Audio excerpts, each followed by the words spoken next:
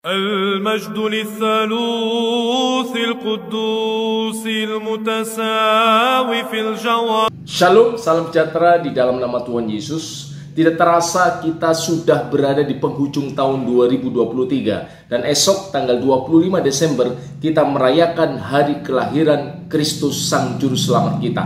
Nah, hari Natal itu adalah salah satu perayaan hari raya Kristen yang sering disalahpahami oleh mereka yang ada di luar iman kita. Ya kan, ada yang berpendapat, kita lihat dulu, kalau mengucapkan selamat Natal itu dalam makna, dalam arti mengucapkan selamat atas kelahiran Isa ibnu Maryam, Yesus putra Maryam, maka tidak masalah kita mengucapkan selamat Natal. Begitu pandangan tersebut. Tetapi kalau Natal itu artinya mengucapkan selamat hari kelahiran Isa ibnu Allah, Yesus putra Allah, maka haram hukumnya untuk mengucapkan selamat Natal.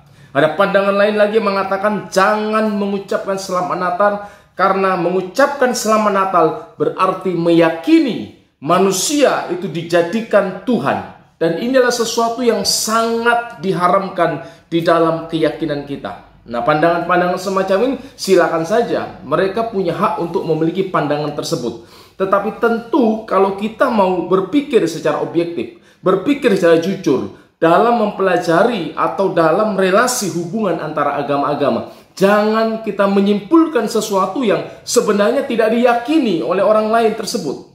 Nah, ini sesuatu yang sesat secara logika. Karena itu ada dua hal yang ingin saya tegaskan dalam kesempatan ini terkait Natal. Nah, yang pertama adalah Natal itu bukan manusia menjadi Allah, tetapi Allah menjadi manusia. Di dalam kekristenan, Natal itu artinya kelahiran.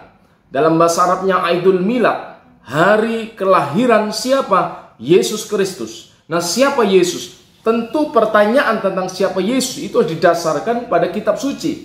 Perjanjian Lama, Perjanjian Baru sebagai dasar dari bangunan teologi iman Kristen. Siapakah Yesus menurut kitab suci? Di dalam Injil Yohanes dinyatakan, Yohanes 1 ayat 14, wal kalimatu sara jasadan, dan firman itu menjadi manusia. Kalau kita lihat dalam ayat sebelumnya, pada mulanya NRK, pada mulanya sebelum ada ruang dan waktu, en hologos, sang firman, fil bad'i kanal kalima, pada mulanya sang firman, kalimat itu sudah ada.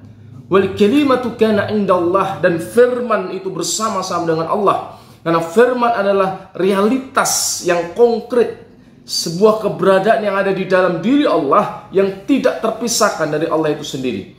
Dan kemudian ditutup dengan ungkapan firman itu adalah Allah. Firman itu adalah Allah karena firman itu berasal dan berdiam di dalam diri Allah. Kemudian firman yang adalah pencipta. Segala sesuatu itu berinkarnasi. Inkarnasi itu dari kata Latin incarne, artinya masuk dalam daging, menjadi daging, menjadi manusia. Nah, kalau kita bandingkan di dalam 1 Timotius pasal 3:16, di sana dikatakan tentang siapa jati diri sang firman itu, dia yang menyatakan diri dalam daging. Dalam terjemahan bahasa Arab dikatakan Allah zohar fil jasad, Allah menyatakan diri dalam daging. Nah, pernyataan dalam Injil Yohanes dan dalam surat Timotius yang pertama, pasal yang ketiga, yang ke-16 tersebut, bukan ide atau gagasan yang dicomot kekristenan dari dunia Helenis, dari filsafat-filsafat Helenis pada zamannya, tetapi murni berakar dari kitab-kitab Perjanjian Lama tentang nubuatan Sang Mesias yang akan datang. Siapakah Mesias itu? Misalnya dalam kitab Yesaya, saya berikan contoh. Yesaya pasal 9 ayat yang ke-5 dan ke-6, di sana dinyatakan jati diri Sang Mesias. Bapa yang kekal, Allah yang perkasa, El Gibor, ya kan, Raja Damai, Syar Shalom, dan gelar-gelar keilahian yang lain. Kemudian dalam Mika pasal 5 ayat yang pertama, Sang Juru Selamat yang akan datang, yang ia sudah ada sejak purbakala, sejak zaman kekekalan. Kedem dalam bahasa Ibrani-nya itu sama dengan sifat Allah Khodem, sifat yang kekal. Jadi juru selamat yang akan lahir itu dinyatakan dalam kitab Mika pasal yang ke-5. Sebenarnya eksistensi keberadaan sang juru selamat yang akan datang di Bethlehem itu, jadi bukan di Jericho, itu ngawur sekali. Di Bethlehem ia tidak diawali oleh waktu ketika ia baru hadir di Bethlehem. Sesungguhnya ia sudah ada sebelum kelahirannya. Karena itu Yohanes Pembaptis berkata, ia sudah ada sebelum aku. Padahal kalau kita lihat dari kronologi waktu, siapa dulu yang hamil? Ibu dari Yohanes Pembaptis, Elizabeth, atau ibu dari Yesus, Maria? Ibu dari Elizabeth. Kandungannya 6 bulan lebih dulu daripada kandungan Maria. Tetapi apa yang dikatakan Yohanes? Ia sudah ada sebelum aku. Nah, ini menunjukkan keberadaan eksistensi azaliyah, keilahian dari sang firman, kalimatullah, sang juru selamat yang akan datang ini. Dan juga dinyatakan dalam Daniel pasal 7, ketika Daniel mendapat vision, penglihatan tentang sang anak manusia dengan segala atribut keilahiannya, di mana segala suku, bangsa, dan bahasa itu sujud kepada sang anak manusia itu. Nah, teks-teks ini tentu tidak bisa diterapkan kepada manusia biasa. Dan dalam konteks monoteisme, ketauhidan dalam perjanjian lama, bila teks-teks ini bicara tentang suatu keilahian, tidak bisa diterapkan kepada sosok dewa, sosok manusia manapun, berarti nubuatan tentang sang juru selamat ini harus dipahami sebagai penyataan diri Allah sendiri. Jadi Mesias yang memiliki sifat ilahi, Mesias yang kekal, yang berkuasa, itu dipahami sebagai pewahyuan diri Allah, yang dalam tulisan rabi-rabi Yahudi kuno disebut sebagai sang Memra.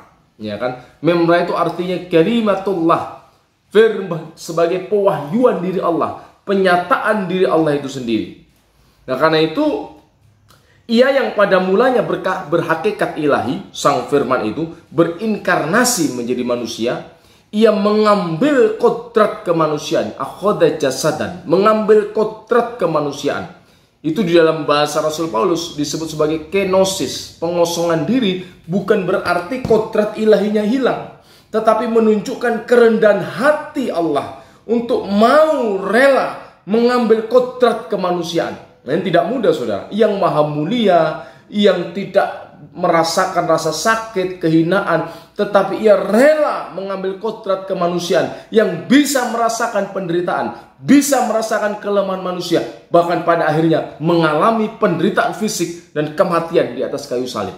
Itulah kenosis, di mana kesediaan sang firman kalimatullah untuk mengambil kodrat kemanusiaan, sehingga dalam satu pribadi Yesus itu menyatu yang ilahi dan manusia.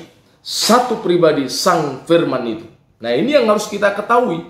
Bukan manusia diangkat jadi Allah. Ini sebuah pandangan yang salah, karena melihat lebih dulu kepada sosok kemanusiaan Yesus, tetapi tidak melihat melampaui kemanusiaan Yesus itu. Ia sang firman yang menjadi manusia. Nah, kalau kita baca di dalam tulisan Abdul Masih Basit Abul Khair, ya seorang teolog dalam gereja Koptik, yang menulis dalam bukunya, saya akan bacakan, fal masih bi'iktibarihil ilahil mutajassid faqad jama'a fi syaksihil ilahi baina ilah wa insan lahut wa nasut fahuwa min haisu lahutihi wahidun ma'al abi fil jauhar annahu ibnu Maryam wa ibnullah wa huwa kalimatuhu. Nah, di sini dikatakan fal masih, Kristus, bi'iktibarihi, sebagai Allah yang berinkarnasi, al-ilahul mutajassid, faqad jama', ia telah menyatukan dalam pribadi ilahinya antara Allah dan manusia, bainal ilah wa insan, al-lahut wa nasut, keilahian dan kemanusiaan, fahuwa min haitsu lahutuhu, dan ia dalam keberadaan ilahinya, wahidun ma'al abi fil jauhar, satu dengan Bapa dalam hakikatnya. Karena firman itu satu dengan Allah, tidak terpisahkan. Jadi ide atau keyakinan tentang sang firman yang menjadi manusia itu bersumber dari kitab suci perjanjian lama. Ini yang harus diyakini. Bukan manusia diangkat jadi Allah, tetapi Allah menjadi manusia. Sang firman kalimatullah itu telah berinkarnasi. Inilah Natal yang sejati. Yang kedua, pelajarilah kekristenan dari sumbernya langsung. Jangan kita mempelajari kekristenan tidak dari sumber kekristenan, tetapi dari sumber ketiga, sumber keempat, sumber kelima, yang tidak objektif, yang tidak jujur. Agama mengajarkan kejujuran.